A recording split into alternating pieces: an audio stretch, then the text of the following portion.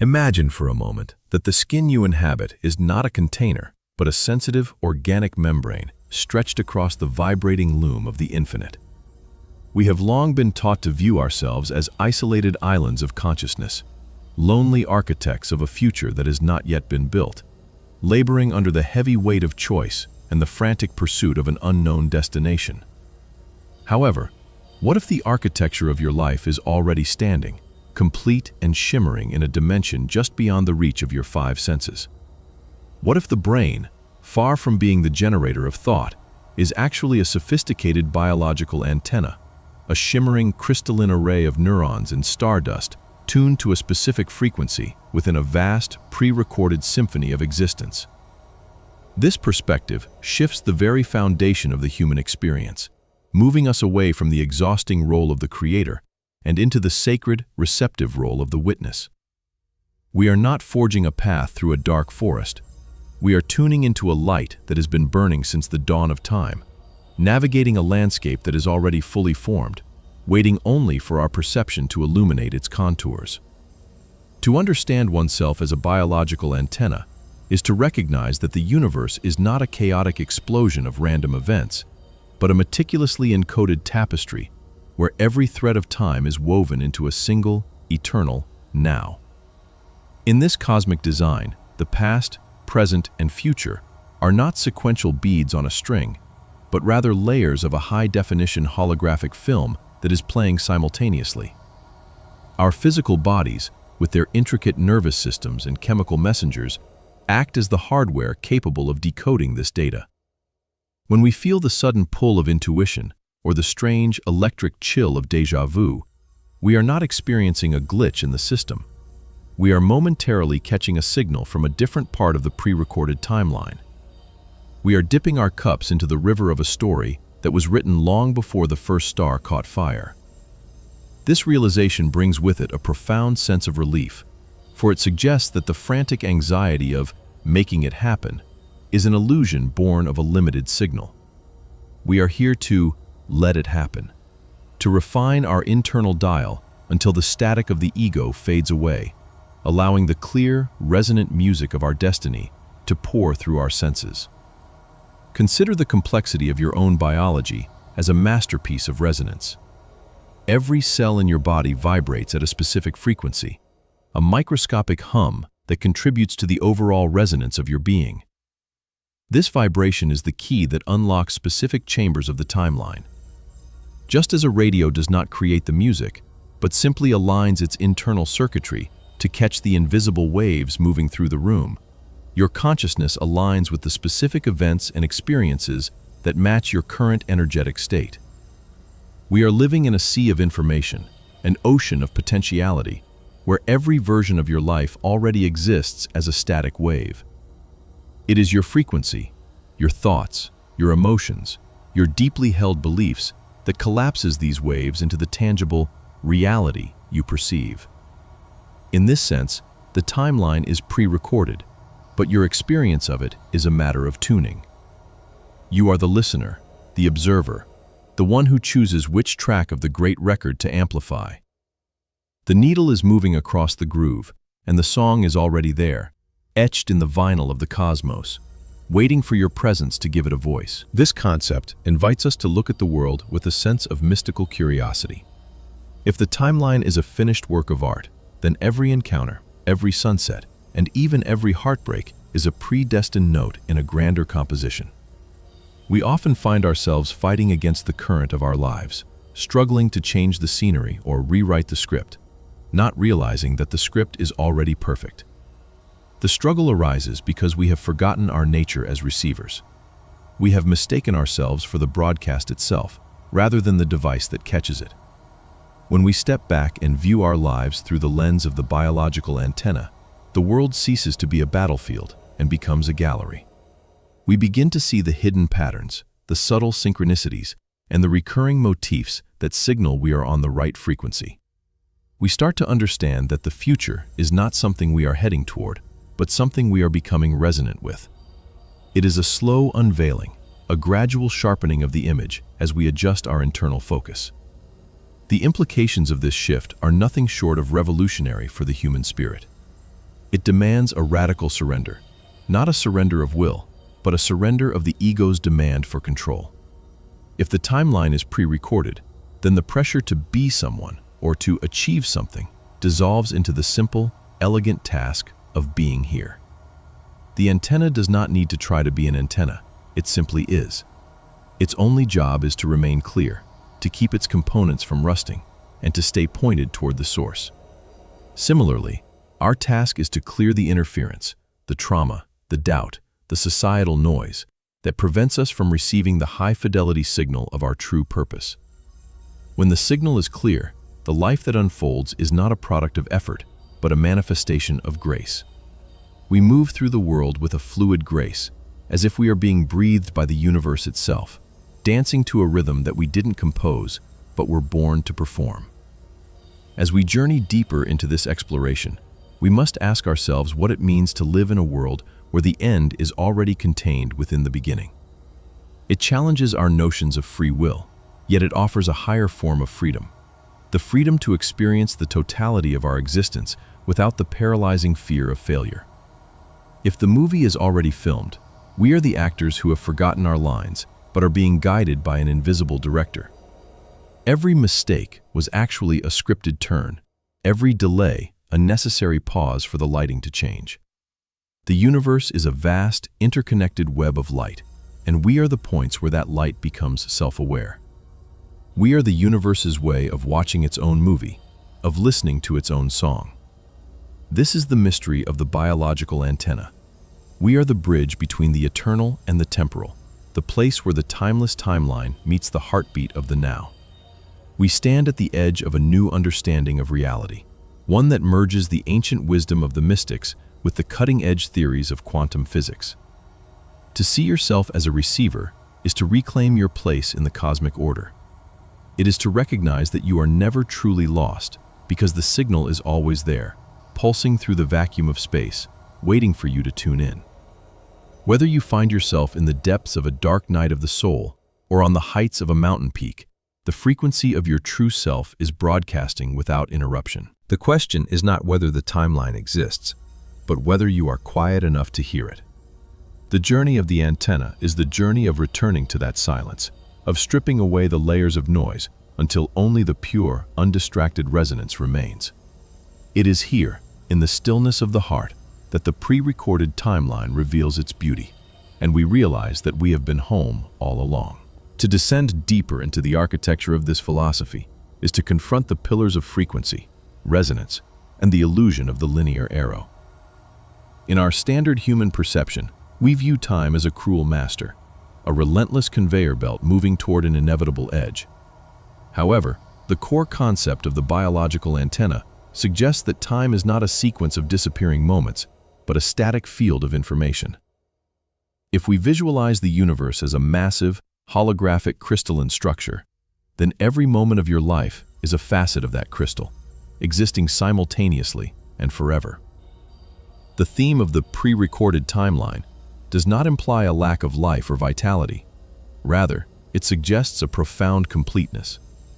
It is the difference between a painter frantically splashing color on a canvas in the dark and a curator slowly walking through an illuminated gallery. The art is finished. The experience of viewing it is what provides the sensation of movement and discovery. Our consciousness is the flashlight, and wherever we point our beam, that specific portion of the pre-recorded tapestry springs into vivid, three-dimensional life. Central to this understanding is the principle of resonance, the silent language of the cosmos. As biological antennas, we do not attract what we want, we receive what we are tuned to. This is the fundamental law that governs the selection of our experiences within the fixed timeline. Imagine a grand piano sitting in a silent room. If you strike a tuning fork calibrated to the note of middle C and bring it near the piano, the corresponding string will begin to vibrate of its own accord, even though no one has touched the keys. This is sympathetic resonance, and it is the mechanism by which we navigate our lives. We carry within us an energetic signature, a composite of our ancestral echoes, our emotional habits, and our soul's unique frequency. This signature acts as the dial on our antenna, When we find ourselves in repetitive cycles of struggle or unexpected windfalls of synchronicity, we are seeing the principle of resonance in action. We are vibrating at a frequency that pulls that specific track of the pre-recorded timeline into our immediate sensory field. The events were already there, waiting in the silence. We simply provided the vibration necessary to make them audible. This leads us to the theme of the illusion of choice versus the sovereignty of tuning. At first glance, the idea of a pre-recorded timeline might seem to strip away human agency, leaving us as mere puppets in a cosmic play. But the deeper truth is more nuanced and far more empowering. While the script, the total field of all possibilities, is already written, your sovereignty lies in your ability to change your internal frequency. Think of it as a vast television network with an infinite number of channels playing simultaneously. You did not write the shows, and you cannot change the plot of the program currently airing on Channel 5. However, you have the absolute freedom to change the channel. If you are tuned to a frequency of scarcity and fear, you will perceive a world that validates those signals. If you shift your internal state to one of gratitude and expansive curiosity, you tune the antenna to a different, pre-recorded version of your life. One that was always there, running parallel to the first, but previously invisible to your senses. The choice is not in creating the world, but in choosing which world you inhabit. Another pillar of this concept is the nature of the biological hardware. Our bodies are not merely meat and bone. They are sophisticated transducers of light and information. The nervous system is a sprawling network of conductive filaments, and the brain is a fluid crystal, capable of filtering the overwhelming torrent of cosmic data into a manageable trickle we call reality. If the antenna is damaged or cluttered with the static of trauma, cultural conditioning, and hyperstimulation, the signal we receive becomes distorted. We begin to hear noise instead of music. We see ghosts where there are only shadows. Therefore, a major theme of this exploration is the purification of the vessel. To perceive the pre-recorded timeline with clarity, one must engage in the maintenance of the biological apparatus. This involves the quiet work of meditation, the grounding of the physical form, and the shedding of belief systems that act as lead shields around our receptive centers. When the antenna is polished and the internal circuitry is aligned, we begin to experience flow, a state where the gap between the receiver and the broadcast disappears, and we move through the pre-recorded events with an effortless, uncanny precision. Furthermore, we must address the concept of the observer effect as it relates to the timeline. In the realm of the very small, physicists have noted that the act of looking at a particle changes its behavior. In the macrocosm of our lives, the act of tuning our antenna to a specific potentiality within the timeline is what collapses that potential into a solid event. The timeline is a vast ocean of probabilistic waves until the consciousness of the biological antenna focuses upon a specific point. At that moment of focus, the wave becomes a particle. The dream becomes a fact. This suggests that we are co-authors of our experience, not through the exertion of will, but through the quality of our attention. What we dwell upon, what we fear, and what we love are the coordinates we feed into our internal guidance system. The universe, in its infinite abundance, simply provides the broadcast that matches our coordinates. The timeline is not a single, narrow path, but a multidimensional map of every possible journey, and our attention is the vehicle that carries us through it. The final core theme is the collapse of the ego narrative. Most of our suffering stems from the belief that we are the sole authors of our lives, burdened with the impossible task of anticipating every variable and forcing outcomes through sheer grit. When we accept our role as biological antennas, the ego's frantic grip begins to loosen. We realize that we don't have to make our lives happen. We have to let them happen by staying in tune with our highest resonance. This is the pathless path spoken of by sages, the realization that the destination is already reached, and the journey is simply the unfolding of that realization in time. It turns our existence into a grand act of listening. We become detectives of the divine, looking for the clues that the universe has left for us in the pre-recorded script. We stop asking, "What should I do?" and start asking, "What is being broadcast right now?" This shift from the active-aggressive to the active-receptive is the hallmark of a maturing consciousness. It is the transition from a person who struggles against the world to a being who dances with the world, knowing that the music was playing long before the dance began. In this light, every moment of our lives is a sacred encounter with a pre-existing truth. The people we meet are not random accidents, but fellow antennas whose frequencies have brought them into our field of reception. The challenges we face are not punishments, but specific signal tests designed to help us refine our tuning. The pre-recorded nature of the timeline is not a prison, but a promise. A promise that there is a coherent, beautiful meaning to our existence, even if we can only see a few frames of the film at a time. As we learn to trust the broadcast, we find that the timeline is far more generous and intricate than our limited egos could ever have imagined. We are part of a cosmic symphony that is already perfect, and our only job is to stay in tune. To truly grasp the mystery of the biological antenna, we must turn away from the cold language of mechanics and toward the shimmering mirrors of allegory. Imagine a vast, subterranean library that spans the foundations of the universe, where the air is thick with the scent of ancient parchment and the hum of a billion whispered stories. In this library, there is a book for every soul that has ever flickered into existence.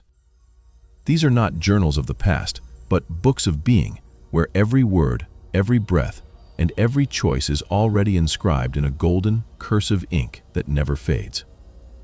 Now, imagine a young traveler who enters this library, carrying a small, flickering candle. The traveler is the biological antenna, and the candle is the narrow focus of human consciousness. As the traveler moves through the dark aisles, the light of the candle falls upon specific sentences, bringing them into sharp relief. To the traveler, the story seems to be creating itself in real time as their eyes move across the page. They feel the suspense of the plot, the sting of the protagonist's tears, and the rush of a sudden victory. They believe they are witnessing the birth of a story. But the librarian, watching from the shadows of the rafters, knows that the book was bound and finished eons ago. The traveler is not writing the story. They are simply illuminating it. The pre-recorded nature of the book does not rob the story of its emotional power.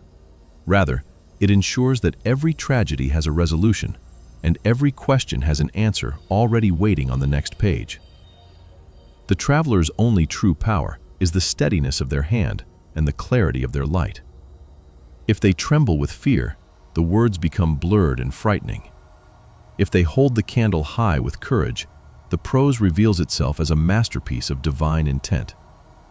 Another narrative to consider is that of the great cosmic cinema, a theater that exists outside the constraints of time and space. In this theater, a magnificent film is being projected onto the screen of three-dimensional reality. This film is the pre-recorded timeline, a sprawling epic of infinite complexity. We, the biological antennas, are not the audience sitting in the velvet chairs, nor are we the actors on the screen. We are the projectionists. We stand in the small, darkened booth at the back of the theater, tending to the lens and the lamp. The film reel is already wound, and the frames are already set in their sequence.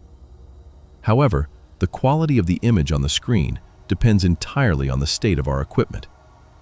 If the lens of our perception is clouded by the dust of old grievances, the world we see looks dim and distorted. If the lamp of our spirit is weak, the shadows seem to grow long and predatory. We often run down to the screen and try to shout at the characters, hoping to change their behavior or alter the ending of a scene we dislike. We try to slash the canvas of the screen to stop a catastrophe from unfolding. But the projectionist who understands the nature of the antenna knows that to change the experience, one must return to the booth. They do not fight the image, they clean the lens. They realize that the future frames of the film are already sitting on the spool, and by raising the vibration of the light passing through them, they transform a tragedy into a tale of redemption. The The script remains, but the light that carries it becomes so brilliant that the shadows of the past are dissolved in an ocean of radiance.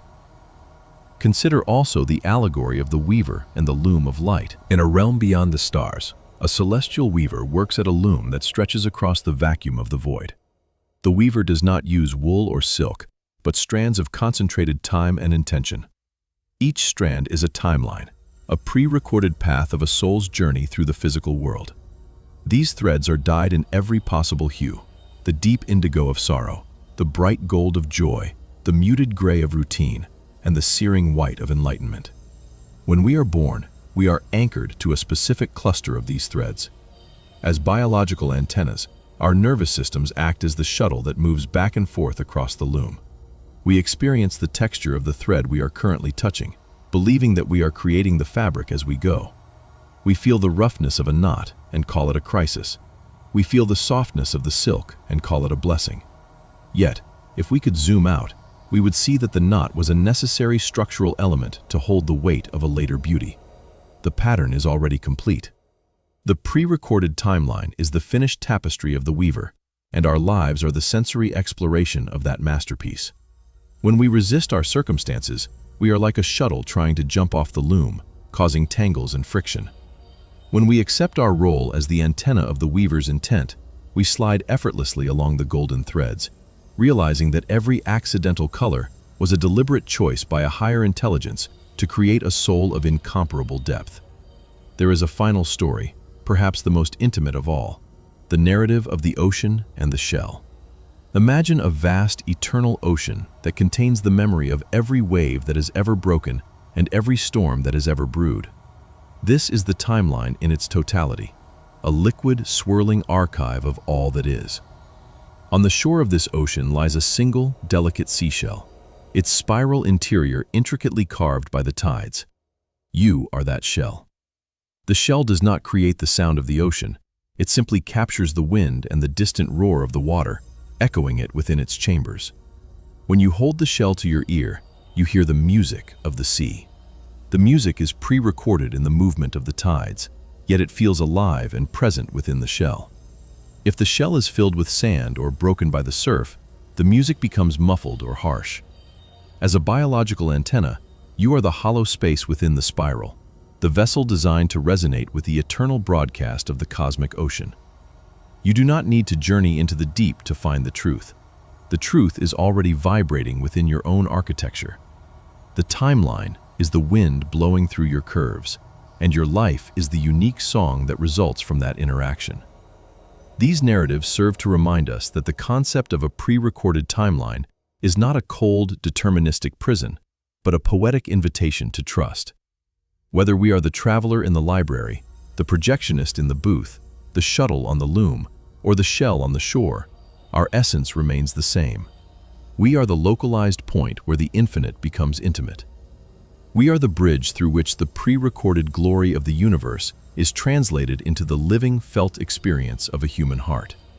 The symbolism suggests that we are cherished participants in a grand design that is too large for us to see in its entirety, yet small enough to be felt in a single, quiet moment of presence. By identifying with the antenna rather than the broadcast, we find the courage to walk through the library of our lives with a steady flame, knowing that the story we are uncovering is one of profound and unshakable grace. If we accept the premise that we are biological antennas tuning into a pre-recorded timeline, the landscape of our daily existence undergoes a radical and practical transformation. This is not a philosophy designed for the ivory tower. It is a blueprint for a more fluid, less resistant way of moving through the world.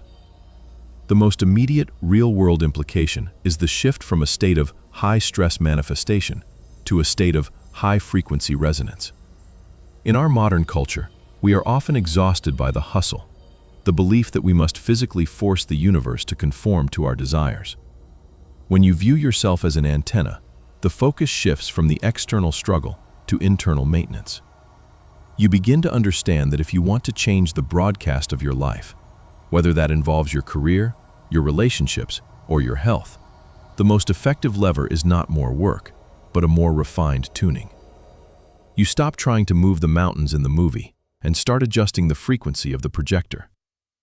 This manifests in the real world as a commitment to practices that clear emotional static, such as mindfulness, intentional breathing, and the conscious curation of your environment. You become highly selective about the signals you consume, recognizing that every piece of media, every conversation, and every thought is a form of fine-tuning that either aligns you with your highest potential timeline or pulls you into a lower fidelity version of the script. This perspective also fundamentally alters our relationship with failure and delay. In a world where we believe we are the sole creators of our path, a missed opportunity or a rejected proposal feels like a personal deficiency or a cosmic error. However, through the lens of the pre-recorded timeline, a no is simply a signal that the frequency you were attempting to access is not part of the track you are currently meant to hear. It is the universe's way of saying that the channel is currently blocked for your own protection, or that the signal is being rerouted to a more resonant destination. This leads to a practical, radical patience. When things don't go according to plan, the biological antenna doesn't panic, it recalibrates. You begin to look for the hidden logic in every setback, trusting that because the timeline is already complete, the detour is actually part of the scenic route. This reduces cortisol levels, improves decision-making clarity, and allows for a more playful, curious approach to problem solving. You become a detective of your own destiny, looking for synchronicities, those moments where the external broadcast aligns perfectly with your internal state, as confirmation that you are on air and in sync with the flow. In the realm of interpersonal relationships, the antenna model fosters a deep sense of compassion and detachment. When you interact with others, you realize that they, too, are biological antennas tuning into their own specific layers of the timeline. Their bad behavior, or conflict, is often just a result of their equipment being tuned to a frequency of fear or lack.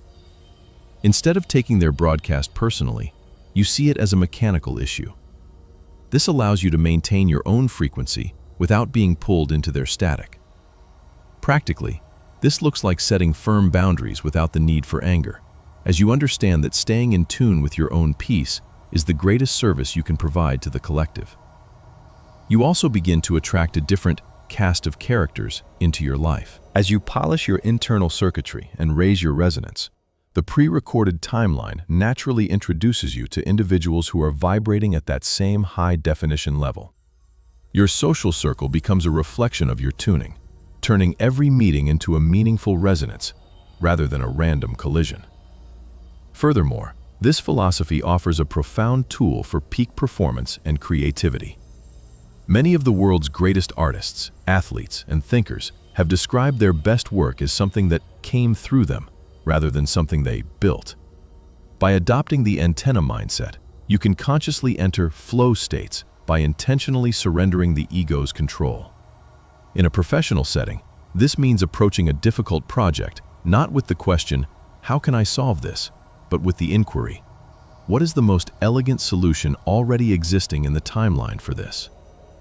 This shift bypasses the analytical paralysis of the prefrontal cortex and taps into a more intuitive, receptive part of the brain.